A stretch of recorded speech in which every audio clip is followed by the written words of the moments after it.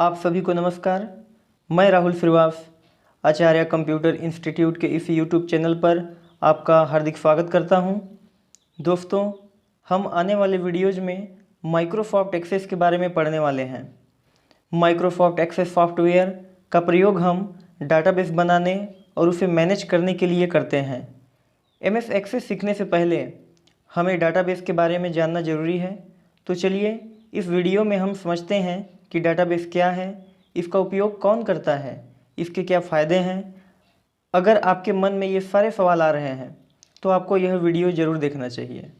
दोस्तों, कोई छोटा सा बिजनेस हो या सरकारी संस्था हो या फिर कोई मल्टीनेशनल कंपनी हो या कोई वेबसाइट हो या फिर वेब एप्लीकेशन हो, यहाँ तक कि आप अपने मोबाइल में जो गेम खेलते हैं या कोई ऑनलाइन वीडियो देखते हैं, हर जगह डेटा ही डेटा होता है। दोस्तों, क्या आपने कभी सोचा है कि इतने सारे डेटा को आखिर कहाँ रखा जाता है और उसे कैसे मैनेज किया जाता है? ये सभी संभव हो पाता है डाटाबेस की मदद से। डाटाबेस डाटा और इन्फॉर्मेशन से मिलकर बनता है। डाटाबेस को समझने से पहले यह जानना जरूरी है कि डाटा और इन्फॉर्मेशन क्या होता है। डाटा किसी भी इन्फॉर्मेशन का एक छोटा सा हिस्सा होता है। यह किसी व्यक्ति, वस्तु या स्थान से जुड़ा हुआ कोई फैक्ट हो सकता है, जैसे आपका नाम, आपके माता पिता का नाम, आपकी उम्र, आपकी ऊंचाई, आपका वजन, आपकी योग्यता, आपका मोबाइल नंबर इत्यादि। ये सब आपसे जुड़े हुए कुछ डेटा हैं। इसी प्रकार किसी बैंक का नाम, उसका ब्रांच, उसका आईएफएससी कोड इत्यादि, ये सब किसी बैंक से संबंधित डेटा हैं। डेटा अलग अलग कई प्रकार के फॉर्मेट में हो सकते हैं, जैसे text, number, image, video, audio, file इत्यादि। जब इन्हीं डेटा को किसी विशेष फॉर्म में प्रोसेस किया जाता है तो वह इन्फॉर्मेशन बन जाता है। अर्थात जो डेटा हमारे लिए उपयोगी होती है वह हमारे लिए इन्फॉर्मेशन बन जाता है। एग्जाम्पल, मान लीजिए मेरे पास सेंट्रल बैंक ऑफ इंडिया का डाटा है, जैसे कि bank name, branch, account number, IFSC code इत्यादि।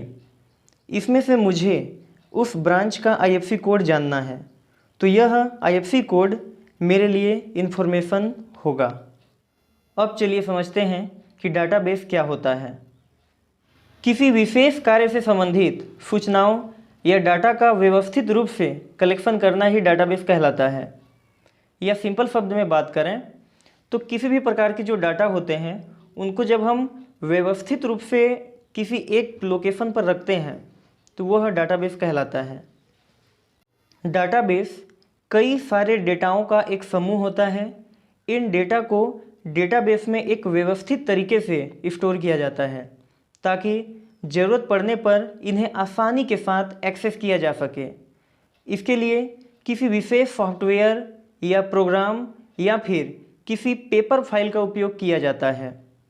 आपने माइक्रोसॉफ्ट ऑफिस एक्सेल का उपयोग किया होगा, जहां पर हम डेटा स्टोर करने के लिए एक टेबल का उपयोग करते हैं, जिसे हम अलग अलग कई सारे कॉलम्स में डिवाइड करते हैं ताकि हमारा काम आसानी के साथ हो सके।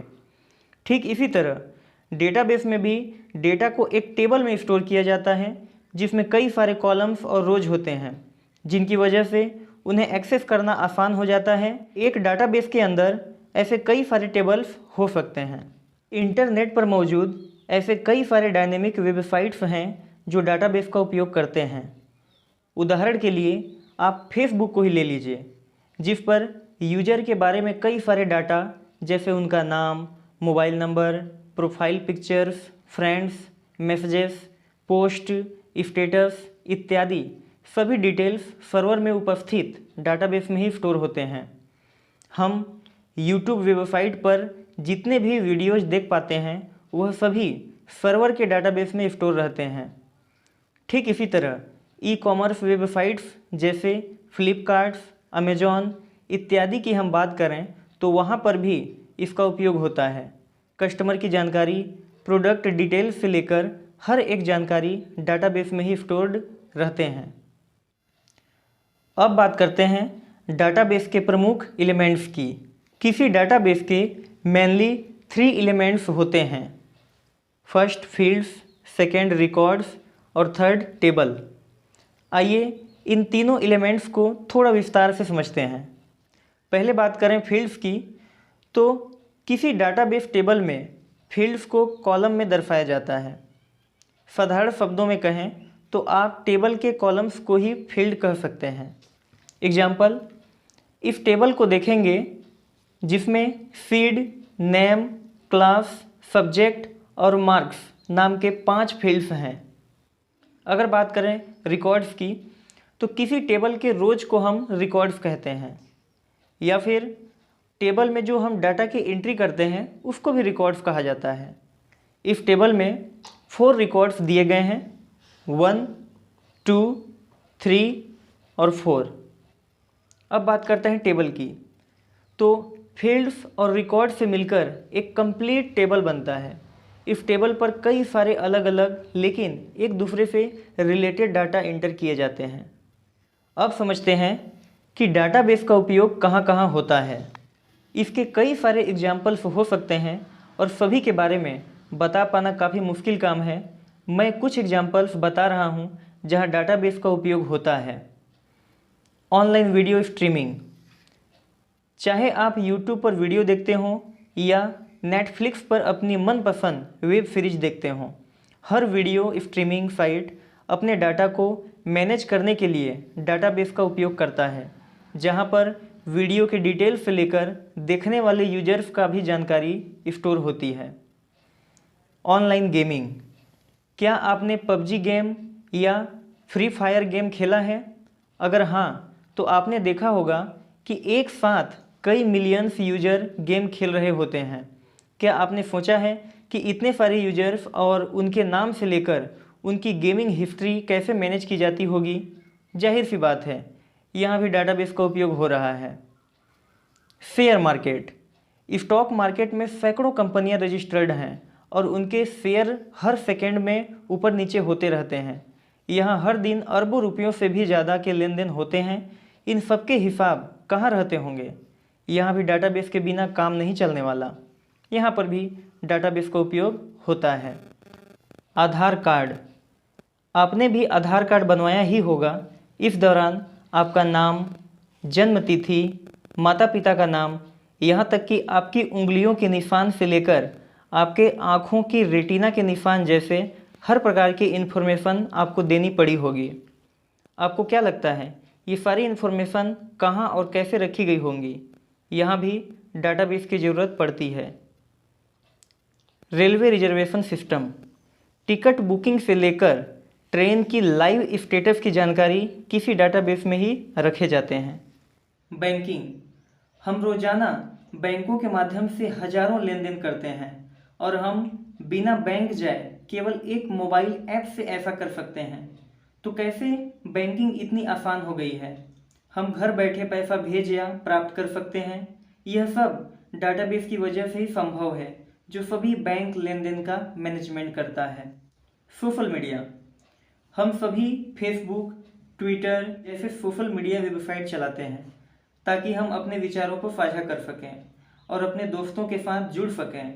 इन सोशल मीडिया प्लेटफॉर्म पर लाखों यूजर्स ने साइन अप किया है, लेकिन यूजर्स की सभी इन्फॉर्मेशन कैसे स्टोर की जाती है और हम अन्य लोगों से कैसे जुड़ पाते हैं? हाँ, यह भी डाटाबेस का ही कमाल है। टेली कम्युनिकेशन, कोई भी दूरसंचार कंपनी बिना डाटाबेस सिस्टम के अपने बिजनेस के बारे में सोच भी नहीं सकता। इन कंपनियों को कॉल डिटेल्स और मंथली बिल जैसी हर एक इन्फॉर्मेशन अपने पास रखनी होती है। इन सब के अलावा और भी कई सारे जगह हो सकते हैं जहां डाटाबेस का उपयोग होता है। चलिए अब जानते हैं कि डाटाबेस का उपयोग क्यों करना चाहिए और इसके क्या फ़ायदे हो सकते हैं। डाटाबेस के जरिए कम स्पेस में भी ज़्यादा डाटा स्टोर किया जा सकता है। किसी भी जानकारी को आसानी से एक्सेस किया जा सकता है।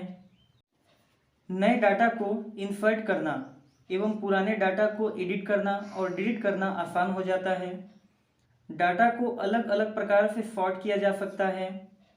एक ही डेटाबेस को कई सारे एप्लीकेशंस या यूजर्स एक साथ एक्सेस कर सकते हैं। पेपर फाइल्स की तुलना में अधिक सिक्योरिटी प्रोवाइड करता है, बैकअप और रिकवरी जैसी सुविधाएं प्रदान करता है, प्रोग्राम और डाटा को एक दूसरे से अलग रखता है। दोस्तों, आज की वीडियो में बस इतना ही। Thank you.